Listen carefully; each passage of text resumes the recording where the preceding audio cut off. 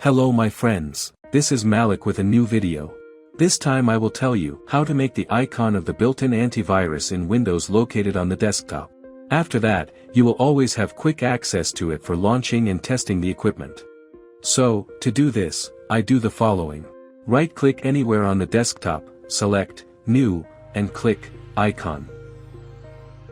After that, an empty icon appears on the desktop. In order to assign the empty icon the status of Windows Defender, I write two words without a space in this object location field. Windows Defender. And at the end I put a colon. After that, I click, Next. Now, for convenience, you need to assign a name to the new shortcut, and in this window you can do this right away. I will call it, Protection. After that, I click, Finish. And as we can see, now I have a full-fledged working icon of the built-in Windows antivirus on my desktop.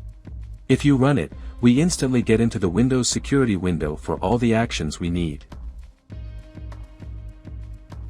Everything is quick and easy. If you found this video useful and liked it, please support it with a like and subscribe to my channel. Ask me a question in the comments and I will answer you. Thank you very much for watching my videos. Have a nice day.